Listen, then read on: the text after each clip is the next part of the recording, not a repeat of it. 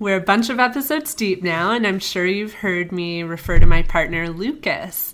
Given that he's a travel addict himself and also my number one travel partner, it's really a bit absurd that he hasn't actually been on the pod yet. Welcome back to Alpaca My Bags, the podcast where we talk about ethical travel and controversies. I'm Erin. Welcome, Lucas. Tell us about yourself. Hey there, everybody. My name is Luke. I work in Toronto as a market researcher, and me and Erin have traveled together since we were like 19 years old, off and on, and I've loved every minute of it, and I'm excited to be on the podcast. Oh. Tell us about one of your passions in life. Pickling stuff. I knew you'd say that. Travel first and then pickling stuff. And like curing meat. Those are basically my passions in the world. In case you don't know, Lucas has Italian roots. And I feel like this has shaped a lot of your food favorites. Yeah, totally. Your food passions. So how did you guys meet? Tell me a little bit about it. Do you want to take this? You take it. So me and Erin, so when I first went to, it was the second time I went to Europe with my best friend Joey. And it was a whole like crazy experience, and we did it for 4 months. And then we were traveling to Greece, so we went to the island of Corfu, and to the Pink Palace, the most, I don't know. It's kind of famous on the backpacker trail. Yeah. As like a party hostel. Yeah, definitely. And so me and Joey were just like, we're there for 3 or 4 days, and we met Erin because Erin was traveling with a different group of people. And so we kind of like hooked up figuratively and physically. And I love how differently you tell this. I was telling this on the interview episode, and I was like, yeah, I saw him and the sun was like lighting him up and he looked so beautiful. Well, no, it was gorgeous because we saw each other like on the deck overlooking an ocean. It was really, it was like out of a movie. And then like we kind of hung out those 3 or 4 days, and then me and Joey went again and saw her when she was working in Venice, and then we hooked up again with her in Amsterdam, and then after the trip we just kind of kept in touch, through email. We sent each other little cute packages in the mail. Yeah. And like I felt like we've kind of just gradually gotten closer geographically, because I was from Windsor and she's from Ottawa, and then she moved to Toronto, so it was 4 hours less for us to like drive or to the distance was shorter, so we started going to see each other in like 2015, right? Yeah. And then, now I moved to Toronto, and then we're living together now. Yeah. So that's the story. Did I do a good job of explaining that? Yeah. Okay. I know he doesn't like telling it because it's such a long story, so sometimes when we meet people, especially if we meet them like in a hostel, we're just like, oh, we met online, or something like basic so that we don't have to go into it. Well, like Tinder? Yeah. Oh, yeah, we met on Tinder. Okay, so I've tried to count how many countries we've traveled to together, and it's close to 15, I think. And we've traveled together for up to 5-month stretches at a time. So we've definitely had our fair share of adventures together. Yeah. But we've also had a lot of travel disasters, and that's what we're going to talk about today. Fun. So I'm not going to do any article or stat quoting. Today is just about fun travel disasters. We're going to share with you our stories and our experiences. This is a good way of illustrating how travel isn't all relaxation and fun all the time. I mean, the stories are kind of funny in retrospect, but in the moment, a lot of these stories were not that fun. Right. But I hope they're funny to people now. They're funny to me. Yeah, they're funny to me too. At the end of each story, we're going to tell you everything that we learned from the experience. So first, food poisoning disasters. God. This is mostly Luke's department because he always gets food poisoning. Okay, you got food poisoning in Laos on a bus. Yeah. Tell us about it. Okay, so we were in Luang Prabang, and Laos is a gorgeous country. We were there for like 3 or 4 days. I think this was the first night. And I had just like gotten through like a bout of food poisoning in Vietnam. So I was like, okay, I'm in the clear. This is good. I feel good. We went out in Luang Prabang. There's a bunch of people on the street selling food, and there's lots of outdoor buffets. And I got like a noodle dish. I don't know. It was like it wasn't anything special. It was just noodles with something in it. And I was like, this is totally fine, man. Like, it's cooked or whatever. And the next morning, I felt fine. And we were going to, where were we going? We were going to like a lake something. Yeah, waterfalls. And it was like early in the morning, and we were on this bus, and I had a little dry bag with me. Not a big one, but like kind of a small one. And I was sitting on the bus, and I just remember thinking like, fuck, like, not again. I could feel it. I could feel it coming. And I need to interject because this became a thing between us where he would get so sick so often. You would look at me, and I would see it in your eyes, and you'd be like, I don't feel well. And it was like this code between us. I would know. I'd be like, oh no, he's got food poisoning again. Because he would never say it, but I'd be like, okay, I know what's happening now. Okay, I'm ready. So I felt it building and building and building. And I just like, I can't, like, there's no bathroom on this bus. We're driving, I don't know how long. Like, and I have my dry bag. So I was like, if I don't fucking do something right now, I'm going to puke all over the seat, and it's going to be disgusting. So I took out all the stuff from my dry bag, handed it to Erin, and I filled that dry bag up with puke. It was so fucking gross. And everyone on the bus was like, I just knew, I was like, everybody knows, everyone can smell it. And it was hot and humid, and that just makes the smell even worse. Oh God, it was so bad. It was like vomit bus. And it ruined my dry bag. I could never use that dry bag. I had to throw it out. I tried to wash it like 15 times with bleach. Puke smell never got out of it. And then when we actually got to the lakes, I was still puking. Tried to drink some water. Puked everything up behind the bathroom. Yeah, that was brutal. It was horrible. But the part of it that was the worst was just like, everybody knows I'm puking, and I'm ruining everyone's trip. Being food sick you were so used to it at that point, you were more concerned about other people. Yeah, definitely. And this brings me to another time you got severely food poisoned, and that was in India. And this one was really funny to me. Like, the full story isn't that funny, but it was funny because we were walking down the street and you saw this guy selling sandwiches, and you were like, oh, I want a sandwich. And you were like, this is probably a bad idea, but I want this sandwich. Yeah. And you got it, and you ate it, and literally 10 minutes later, you were like, oh, I shouldn't have eaten that sandwich. Yeah. Like, it was like India 101, don't eat raw meat. Yeah. It wasn't even that there was meat on it. It was just uncooked. It was not cooked vegetables. Yeah. And I just ate it. I remember this dark street. I was so hungry. I hadn't had a sandwich in forever. And I just was like, I'm doing it. I don't care. And the next day, I was KO'd on the floor. Yeah. and then we were, this is more recent, we took a flight to Jordan, and we had a layover in Ukraine. Great flight. We land in Ukraine. We're chilling, like drinking a beer. And then the fateful sentence, you look at me and you say, I don't feel very good. And I was like, no. Yeah, how could it happen here? Yeah, but it did. Airplane food. And then, and I was alarmed because I went to go get you something, like water or something, and when I came back, you were gone, and all our stuff was just there in the airport, and I didn't know where you were. And it turned out you were in the bathroom puking your brains out. I'm pooing too. Yeah. That was horrible. That was 4 hours of pure hell. Yeah.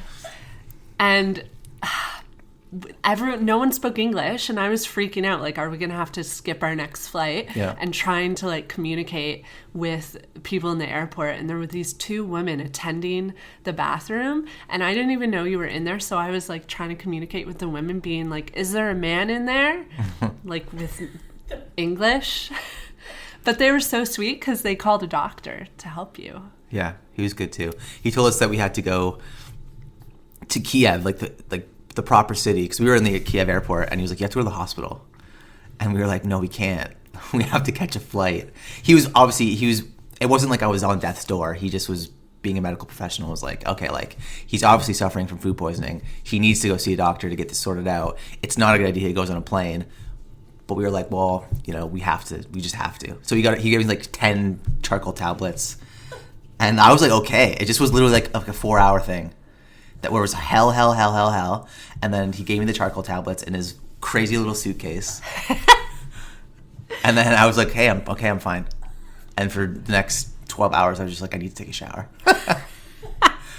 So what have you learned from all these food poisoning bouts? Always have a dry bag. I I don't know. Always carry charcoal tablets? Yeah, always have like Imodium and stuff. I know now. I think my stomach's never really been the same after all this. And the Laos stuff happened in 2017, and the Kiev thing happened recently, a couple months ago. But I would probably take Dukerol, because you can take Dukerol tablets. I don't know if it's tablets or liquid or something, but you take it a certain amount of time before you actually go. I would definitely do that.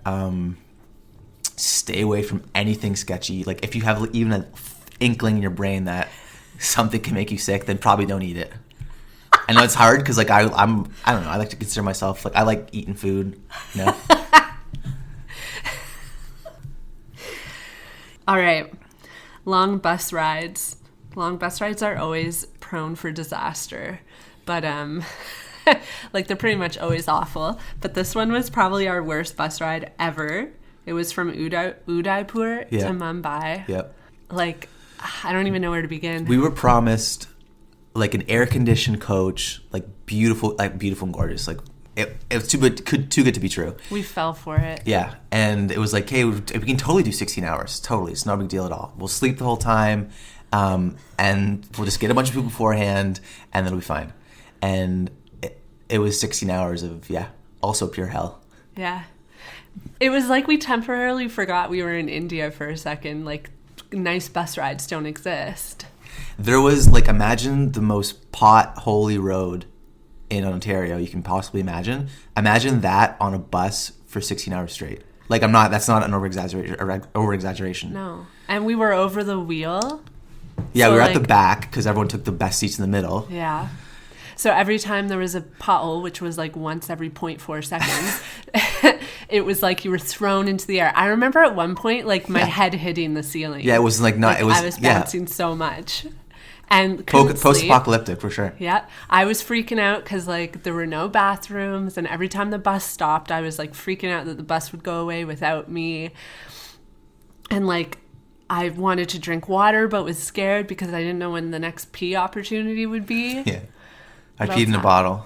Yeah, so in the middle of the night, Lucas like had to pee so bad that which isn't really like that insane for me to do, but I peed in a bottle. Threw it out the window. Yeah. Oh, and we didn't even talk about like the dust. So it was so dusty and hot. Like you had to have the window open because it was so freaking hot. But then when you open the window, all this dust would fly in. Yeah. I remember like trying to sleep and waking up with like a layer of dirt on me. Yeah. I remember sitting, because we were at the back, I remember sitting like in the aisle, like just staring like this at the front of the bus, just like, I can't fall asleep. I can't do anything. My computer was dead. I couldn't watch anything.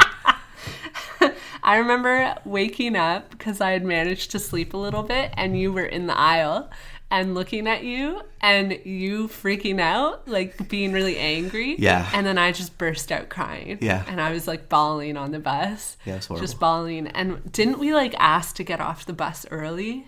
Yeah, we did, but then they wouldn't let us, which is fine. But then we got off the bus and we were like, this is heaven. And, but then we had to walk. We didn't have a place to stay. Like we were trying to Google like a near hotel. Yeah. And they dropped us off on the side of a highway somewhere in Mumbai. Yeah. So we didn't even know where we were. Yeah. And then every hotel was really expensive. I mean, we were backpacking. We weren't, made of money. Yeah. So we had to find somewhere quote unquote cheap. And it sucked. And I remember taking a selfie in the back of a tuk-tuk being like, this is my face. Like I've survived. Yeah. It really felt like we'd overcome something. That was bad. I mean, I think we've learned never to take a bus in India for more than like 7 hours. Yeah, but we did take other buses that were overnight and we were fine. I guess that one was pretty bad. No, I had a freak out on the other overnight bus we did. To Jaisalmer? Remember the bus in South India? I bawled on that one too. Reason. Yeah, because it was really windy. Super windy roads and we couldn't find a seat. Yeah. And Erin tried to get up and it was so windy that she kept on smashing over like to other seats. And she was like, fuck this. Oh, fuck this. And the woman who spoke English was like, she's using really bad language. So what lesson did we learn there? I don't know. Just don't take overnight buses in India. Trains. Only take trains. Yeah. Trains are great. Yeah.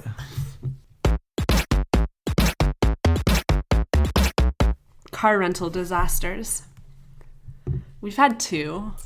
Yeah, the first one was kind of, it wasn't really like a disaster. It was just more. It was silly. It was silly. It was my fault. I went the wrong way up a parking garage. Like, how stupid am I? The signs were all messed up, and I was like, it's definitely this way. So I tried to like turn right when I was supposed to go left up to like find a parking space. It was so narrow, it was unbelievable. And you could see like all the tons and tons of scratch marks of cars that have tried to do what I did, or just try to go the right way and still scratched their car. And so I remember going up and hearing it just go. Just was like, oh my God, as if this is happening right now. Yeah. So I backed up, parked the car. We went inside to this like we were staying in an Emirates building, like the airline, because we were visiting a friend who worked for Emirates, and we had to we were like, can you call someone? Like, it's not our fault, but it totally was. And we tried to blame it on the parking garage. Yeah, we tried to blame it on the parking garage, which didn't work. And then like this whole, I don't know. Then the next day the battery died. Remember that? Yeah. And then like and any accident that happens in the UAE, they have to you have to see the cops, right? Yeah, like you have to report it and write up a police report. Yeah. So we did that, and they weren't the nicest people in the world, but it was so what. But it was weird because like it had happened. The scratch had happened, and like 2 days later we called the police and told them where we were, and they came, and we were like, we scratched the car. It was just such a weird thing to be reporting. Yeah. Because it wasn't an accident. Yeah. Involving another vehicle. So they took our statement, whatever, and then I don't know, they gave it to the rental place that we were renting from. Yeah. And then we had to pay like a crazy amount of money. Oh, obviously they quoted us an insane amount, and we were like, hey, we can pay this.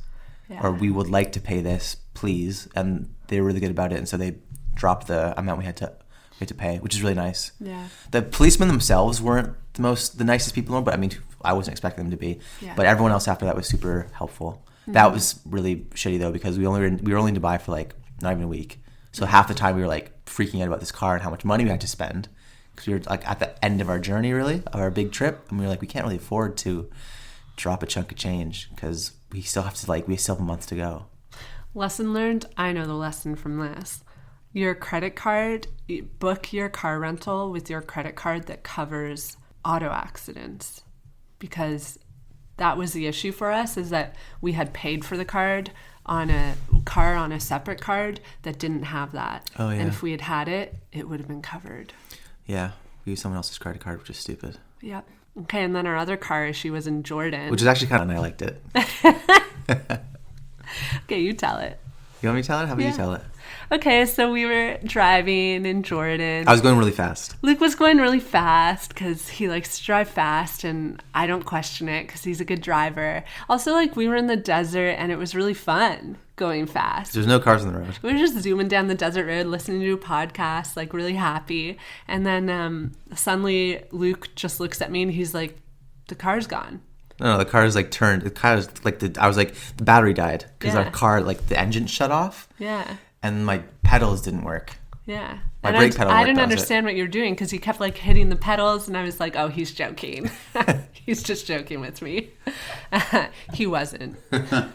So the car like slowed down, and then we pulled over onto the side of the road, and within like 2 minutes, we were swarmed by probably like 20 young children, and they were just banging on the car. And you looked at me and you were like, stay in the car, lock it. And you got out of the car and you went and you approached this guy who was standing on the side of the highway selling oranges.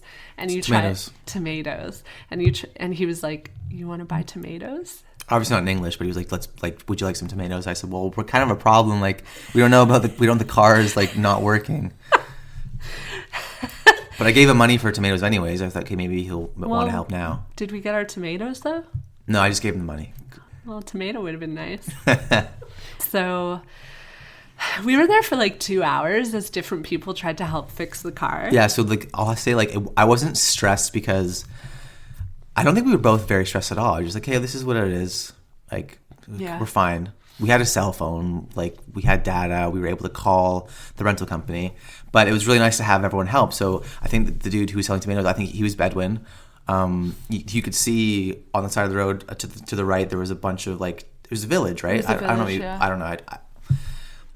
And all the kids were from the little village, and they were just kind of like hanging around the car. It's exciting for them, I guess. Yeah. Or something. Oh, these white people, what are they doing? But yeah, it was really cool because we were like flagging cars down, obviously, to try to help us. And so many people stopped. This was like unprecedented. Jordanians are so kind and friendly and welcoming. So everyone was stopping, trying to help us. People were like trying to use jumper cables. Yeah. People were like ripping the back of the car, like the seats up, trying to like access things and like help us. And then the ironic thing is we waited so long to call the car company, and when I finally did, they fixed it for us. Yeah. They had turned the car off because we were speeding. After trying to call us a bunch of times, but whenever we travel and we have like a data or whatever, Erin always puts it on airplane mode when she's not using it to just to save it. And they called us being like, yeah, like we tried calling you, we turned your car off. You're just gonna get towed, like, and you're gonna wait for 2 hours. And we were like, okay. And then they called us back like 20 minutes later, and we're like, they're like, try your car. They turned it back. So I turned on. We were like, yeah, like, all right. Woo! The best part about it is that right before the engine cut out, you and I were like happily discussing how much time we'd gained. Oh, we'd saved so much time. I was driving like 160. Oh yeah, we're like 30 minutes ahead of schedule. And then we lost like 3 hours. Yeah. That was my birthday. Yeah, that was on your birthday. That was my birthday. Whoops. What did we learn from that? Don't speed in foreign countries. I mean, respect the speed limit. It was 120 kilometers an hour. Just go 119, baby. All day long. Hiking disasters. There's really only been one. Yeah. But, okay. We were going to hike this volcano in Guatemala. Oh, we did hike the volcano in Guatemala. We did hike a volcano in Guatemala. It was one of the most amazing things we've ever done. It was spectacular. But when we decided we were going to do it, we had like 4 months to get ready. I was hardcore. I was like at the rock climbing gym, going on jogs, buying hiking boots, like getting myself all ready to go. I was like out on our patio, like skipping. Yeah, you're conditioning yourself. I should have done fit. that. What did I do? What did Luke do? What did Luke do? I wore Converse shoes, my low top white Converse, and I was like, I'm going to stretch every day. And that's all I need to do. Didn't stretch every day. And then when I got there, I got fucked. I kind of knew what we were setting ourselves up for. Like when you Google this hike, so the volcano is called Volcano Catenango, and it's rated in a difficult hike. Like there were reviews of people who are like badass hikers being like, this is a really hard hike. Yeah. Because you're basically hiking like straight up for 6 hours at high altitude. Yeah. We went up to 3,800 meters. Yeah. I mean, but also on that note, there was tons of people in our group that weren't hardcore hikers. Right. Yeah. You can do it. You can do it. We're not some hardcore people who were like, oh, we're going to do this amazing hike. It's doable totally. It was just really funny how I put so much effort into like making sure I was ready for it, and you did nothing. Yeah. And then in the first half an hour, I almost passed out. Same. I remember. Like I'm not lying. I was like, yeah. Because you walk up this steep kind of like, it's almost like you're walking in like really loose dirt. It was loose dirt. Yeah. And I remember like kind of collapsing on a bank, and my vision was like white and blurry, and I was like, And I remember collapsing on the same bank, but like 20 meters behind you, and like blacking out, and then coming to and being like, I'm going to vomit. And then looking up and seeing you lying on a bank and being like, oh no. Yeah. So we were like, that was like 10 minutes away from the first kind of resting point. And so the guy was like, if you want to go back, now is your chance to go back. And I was like seriously looking at Erin like, I don't care about the money. I don't care that we came all over here to do this. Like, I'm going back.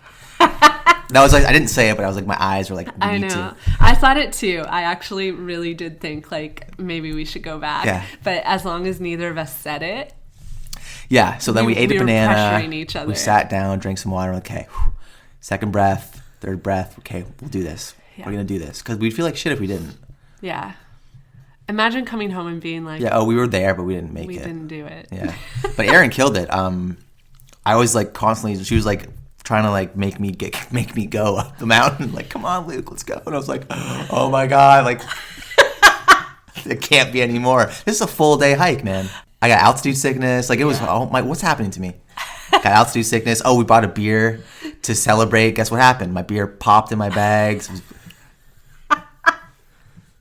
It was fantastic and gorgeous. It was just like all the other stuff too. But then once you got to the top and you see this thing erupting, it's like, oh my god. Lesson learned. Lesson learned. Prepare. I don't know. Yeah. Be prepared. Be fit. Be fit before you hike a mountain. Before you hike a mountain, or at least don't be. At least put in some effort to condition yourself to do something like that. But it was so worth it. I didn't actually go up to the top. Erin did. But you made it to base camp. I made it to base camp, and I just like in my tent having altitude sickness. That's what it was. Yeah. I remember opening my tent and then just seeing and just like laying like a little cocoon mummy and looking at that thing erupt and just like, this is fantastic. Will you ever hike a volcano with me again? No. Never? Oh. Maybe. Yeah, maybe. What about the one in Japan? Yeah, okay, yeah. Okay. Lost wallet disaster. Yeah. This is all me. This is Erin. Which is all, but it wasn't, it was a different kind of stress. A way different, maybe kind of even worse, to be honest. And it was just a lot more stressful. Yeah. I lost my wallet while we were in transit between two towns in Vietnam. And my reaction was definitely dramatic. Yeah. I lost my mind. But I think that the anger came... So it's pretty common that you get like pickpocketed. And I probably wasn't. I think I literally just dropped it, like lost it. Yeah. And that's why I was so upset. And so I had a total meltdown, like crying, screaming, because I was mad at myself. Punching walls. Yeah. Yeah. It got a bit violent.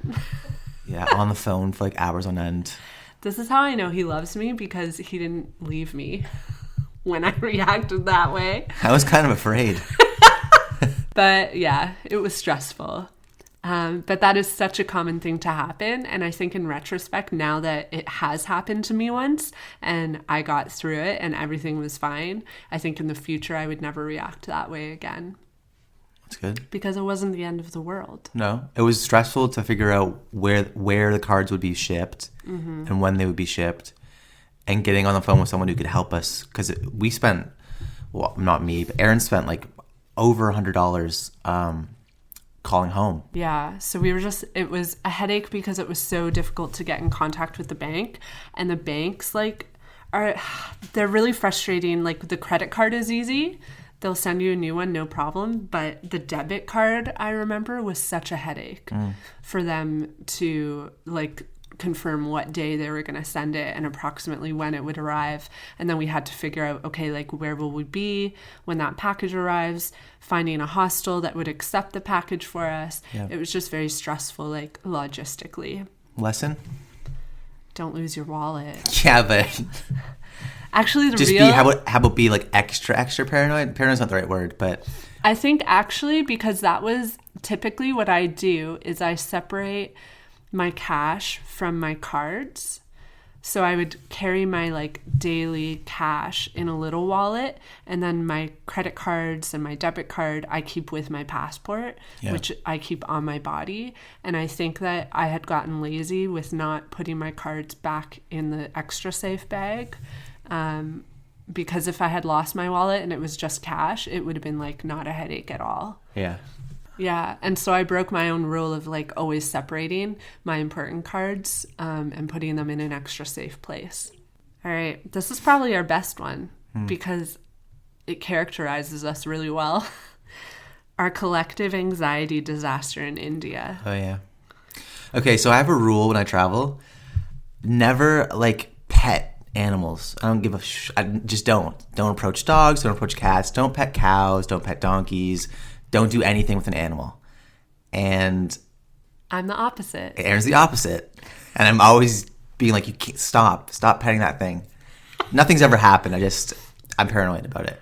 And it helps me be like, I'm okay in this world. And then one time we went, this one time, we're in a little restaurant, and there's all these little kittens running around. And Erin's playing with the kittens, and I'm like, yeah, you know what? I'll play with the kittens. They're cute. Playing with these kittens. And then what happens, Erin? You get scratched by a kitten. Yeah. I got a really bad kitten scratch. Got scratched by a kitten and immediately thought, rabies.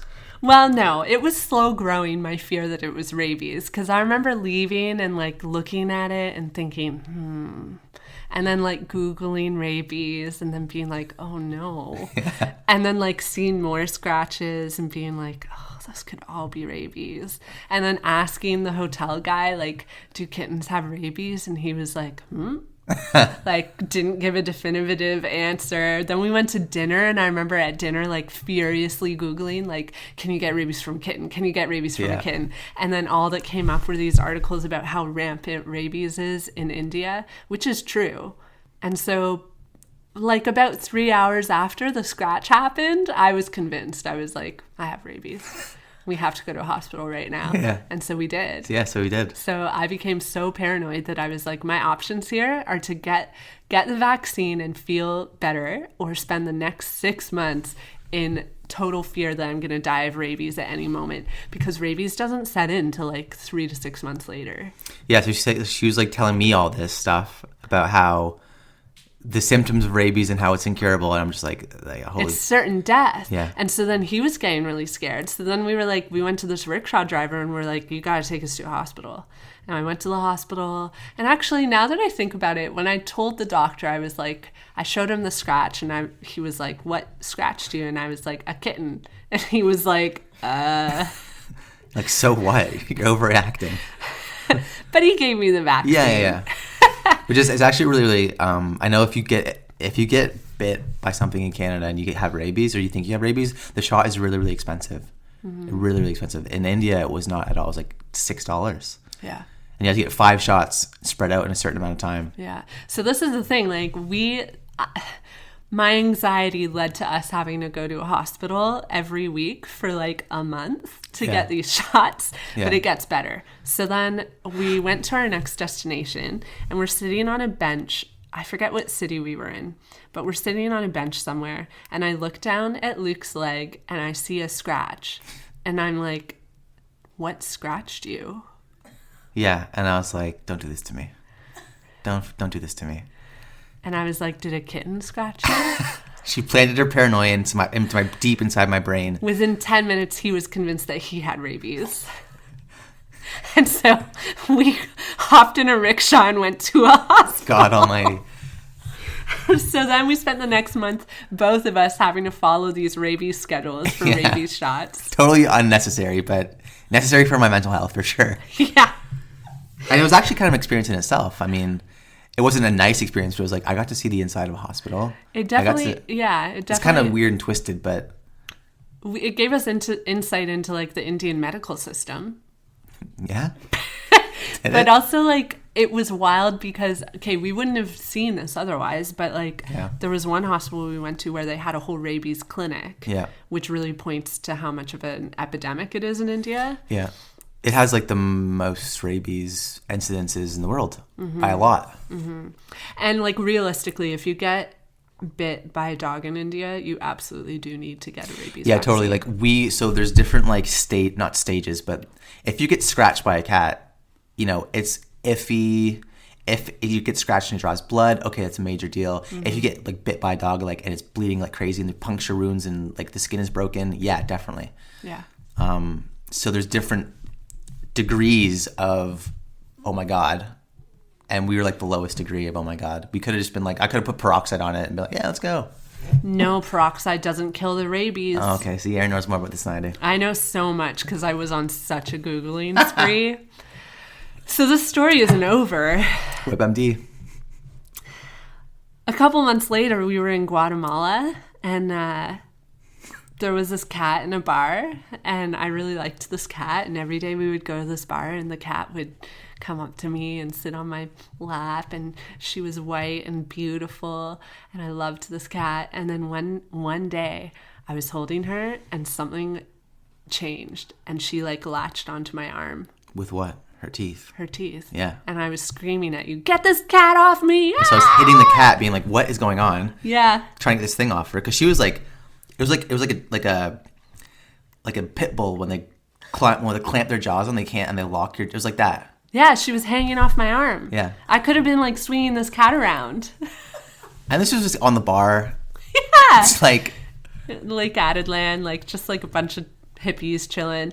Yeah, so after that, I definitely had a little inkling. I was like, oh, this could be rabies. But I didn't freak out about it right away. I waited a couple days. When we got back home, I was like, what if it's rabies? And so I called public health, and they were like, you have to go to a doctor's office right now. Yeah. And they're going to inject you. Yeah. And she texted me this, and I was just like, of course. Of course. And then I got there, and I go into the room, and the nurse sits me down, and he's like, all right, we'll get you fixed up. And then he pulls out the needles, and there's 6 of them. And I was like, do I have to take all of those? And he was like, yeah. And I was like, where? And he was like, 2 in your arms, 2 in your legs, 2 in your bum, another one in your right arm. Wow. And I literally was like, do I have to? And he was, apparently once you report it to public health, like legally. They have to? You have to do it. Yeah. And so I had to endure that. It was awful. Sore bum, sore arms, and sore bum. Yeah. And sore leg. And sore leg. It was awful. So I've learned my lesson now. I'm never touching animals again. I mean, I guess, yeah, just don't. It's not worth it. As long as they're, like, I know they're cute and stuff, but just don't, people. Just don't do it. This comes back to my monkey thing. Like, this is why I don't understand why people touch monkeys in Asia. It's so sketchy to touch a monkey. They for sure have rabies. You think? Yeah. Monkeys? I don't Think know. about their teeth like. I just want them to rip my eyeballs out. Well, those are all our travel disasters. Actually, it's not nearly all of them, but those are a couple to introduce you to our saga. All right, so what are your final thoughts? My final thoughts? Yeah.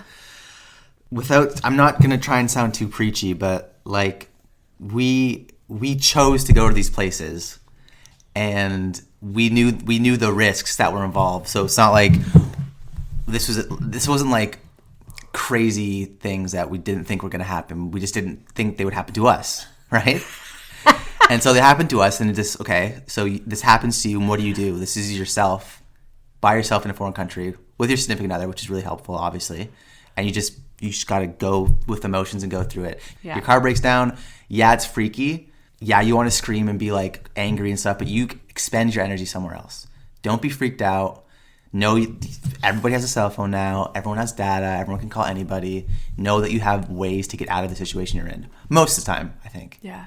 And actually, that brings up a good point, is that especially, like, you and I, being who we are with, like, our privilege, anytime we end up in a shit situation, yeah, we have at least the solace of knowing, like, we have family at home, people who can help us if we ever need it. And we're like, we can use our privilege to not go into the line in India where everyone's getting line up with hundreds of people who are getting rabies shots. We can go to the doctor and be like, I need a rabies shot right now. I will pay for it. Yeah. Right? Yeah. Like, we can use that, which is not, well, I mean, it's just reality. Yeah. And it's shitty. But that's what happened to us anyways. Yeah. But also, like, I don't want to come off as, like, because I do get really frustrated at travelers who, because of their, like, privilege, take, like, unnecessary risks. I don't feel like we ever take unnecessary risks. No, what do you mean unnecessary risks? Like put ourselves in a position where we would need to be bailed out. Oh, yeah. Yeah. Yeah, this is all kind of like mundane stuff that happened to us. Yeah. Food poisoning really, really sucks. Like, I got food poisoning like 3 times in Vietnam, once in Laos, like once in India. I got it in Kiev. It sucks so badly. I can't, anybody who has had food poisoning before, you feel me, man. There's lots of little stuff in traveling too, like the day-to-day kind of frustrations that happen. Just, okay, take a deep breath, chill out, go back to your room if you need to. Know that your significant other is there. Know you can hop on Facebook and talk to your friends if you're like that freaked out. Yeah. Move on. But you're right, like only expend energy on solving the problem rather than like focusing on the problem itself. Yeah, don't ruminate. Don't think, oh God, why me? Why me? Why me? Why now? Why now? Why now? Why this happened? Oh my God. Okay, yeah, this happened to you. Let's figure out how to fix it. And I feel, and this is like in support of travel, I feel like traveling, especially us traveling together, has developed in us a really great approach to problem solving, and that we have learned together to cope with things and not letting things like set us back. Yeah. We've just found a way, and that was something that I noticed like with the car breakdown. I think This if is that in Jordan, right? in Jordan, Yeah. which is recent. I think Yeah. if that had happened to us like 3 years ago, we might have had more of a meltdown. Yeah. Because now we understand each other, we understand the reality of the situation in a way that we didn't before. Yeah. Like in that moment, we both knew that like there was no point in getting upset. There was nothing we could do other than hope that the people who were stopping would be able to help us, and hope that like the situation would work out, which it did. Yeah. Yeah, and I feel like that is a takeaway for us. Like also in our home lives, we're able to be like more relaxed about problems. Well, thanks so much for coming on the podcast, Luch. Thanks, Boo. I always hear you guys when I'm in my bedroom. You guys talking away. Thank you to Katie, our producer, for making... Did you just burp? Yeah, sorry. For making us sound so profesh, even Luke's burps. And a shout out to Music Array for the cool little music bits you're hearing. If you'd like to get in touch with us, you can find us on Instagram and now on Twitter. We're at alpacamybagspod. Or you can go to our website, which is alpacamybags.ca. We're super responsive, so reach out anytime. If you like what you're hearing, please let us know by reviewing the podcast. And remember to subscribe while you're at it. Every subscription tells us that you love what you're hearing, and it helps us to boost our show on the podcast charts, so please don't be shy.